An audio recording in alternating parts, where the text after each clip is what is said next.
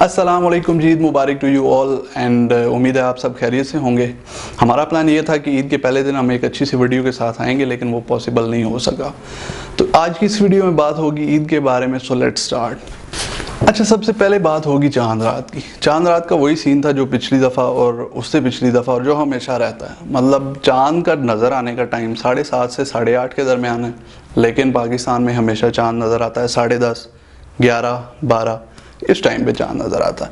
ठीक है जी, मतलब लोग सहरी की तैयारी करके सो चुके होते हैं, इंतज़ार करते रहते हैं जी कि चांद नज़र आएगा, लेकिन नहीं। सहरी की तैयारी करके सो गए, फिर किसी मामा जी या चाचा जी की कॉल आएगी कि सुबह ईद है। अच्छा, अब लोगों ने प्लान किया होता जी कि चांद नज़र आएगा तो फिर जाएंगे घूमने फिरने, मार्केट से जाएंगे, बाजार जाएंगे, ये करेंगे वो करेंगे। बच्चे अपने बाप के साथ लटके होते हैं, पापा लेके जाओ ना। पापा कहता है अबे चांद तो नज़र आने दो फिर लेके जाऊँगा ना। अब नौजवान होते हैं, उन्होंने अपनी 70 ऑल्टर करा के रखी होती हैं, कुछ सलेंसर वगैरह निकलवाए होते हैं जी, भाई रेसें लगाएंगे, कोई विली शीली चुकेंगे, लेकिन नहीं, उनके सारे दिल के अरमान जो हैं वो आंसुओं में बह जाते हैं। अच्छा भाई, कुछ लोगों ने तो अपनी शॉपिंग को भी चांद रात पे फाइनल टच देना होता है। मिसाल के तौर पे किसी ने कपड़े ले लिए, जूते लेने थे, ठीक है जी, चांद लेट नज़र आया, अब सुबह उन्होंने पुराने जूतों से ही काम चलाया। अब फिर कुछ हमारी तरह के लोग होते हैं जिन्होंने सब कुछ ही चांद रात पे छोड़ा होता है, कपड़े, जूते, टूथपेस्ट, टूथब्रश तक चांद रात को लेना है। तो फिर सुबह उनकी ऐसी हालत होती है कि वो मस्जिद में नमाज पढ़ने जब जाते हैं तो लोग 10-10, 20-20 रुपए उनके हाथ पे रख देते हैं। पाकिस्तान के अवाम भी काफ़ी समझदार हो गए, उन्हें पता है कि मुफ्ती साहब किसी भी वक्त चांद चढ़ा सकते हैं, तो लिहाजा बेहतर ये है कि आपने जो कुछ भी करना है वो चांद रात पे ना छोड़ें, आप 2-3 दिन पहले तक उसे कंप्लीट कर लें। वैसे भी आज का काम जो है वो कल पे नहीं छोड़ना चाहिए, और पाकिस्तान में तो आज का काम आज पे भी नहीं छोड़ना चाहिए, एक दिन पहले कर लेना चाहिए।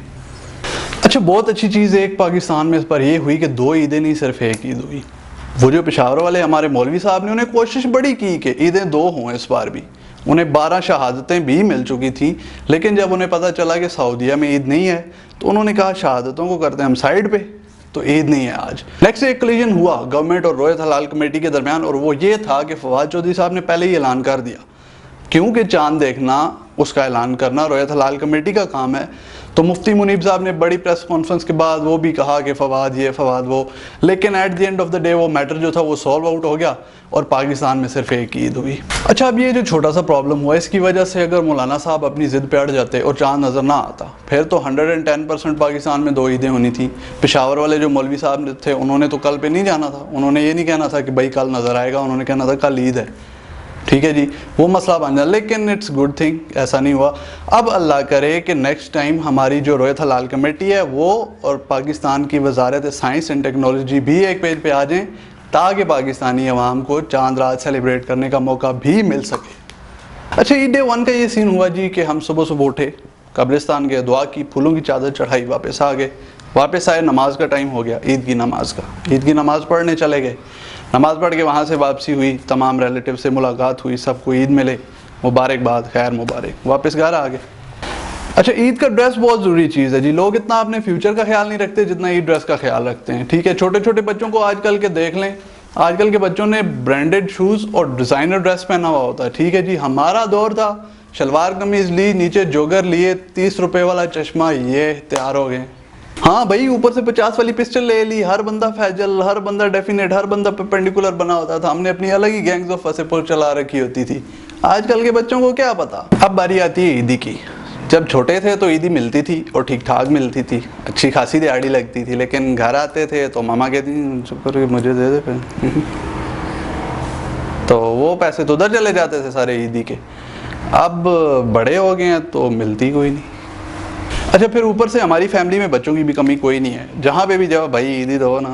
अब हम कहाँ से लाएं भाई, फिर उनको देने के लिए हमारे पास एक ही जवाब बचता है, बेशर्म आदमी, तुम्हारे बाप का पैसा है।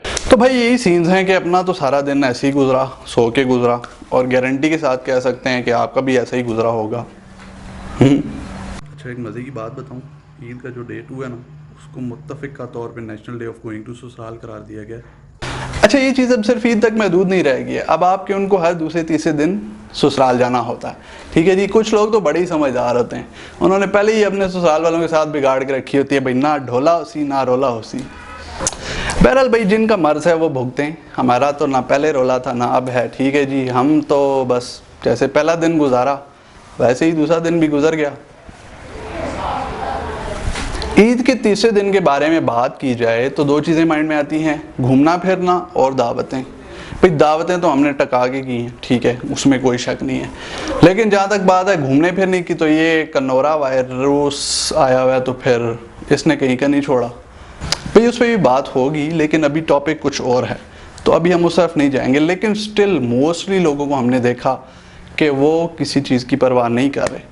हम तो चलें अपनी तरफ से अच्छा शहरी होने का सबूत दे रहे हैं कि गवर्नमेंट ने हमें बोला कि बाहर नहीं जाओ, ये करो वो करो, हम कोशिश करें हम उस पर पूरा अमल करें। लेकिन कल मुझे एक छोटा सा काम जाना पड़ा, अपने घर से तकरीबन 2 किलोमीटर दूर थी वो जगह, वहाँ तक जाने के लिए मुझे 1.5 घंटा लगा, रश और ट्रैफिक जैम की वजह से। बहरहाल जी, to sum it all up, ये ईद बाकी ईदों से बहुत डिफरेंट थी। कनौरा, देन द प्लेन क्रैश, उसमें भी बहुत सारी जानें ज़ाया हुई, बहुत कीमती जानें ज़ाया हुई। उन सब फैमिलीज़ के दुख में हम बराबर के शरीक हैं। तो ये ईद जो थी वो वॉज नॉट रियली सेलिब्रेटेबल। सो ये बातें थी जो इस ईद के बारे में हम आपसे करना चाह रहे थे।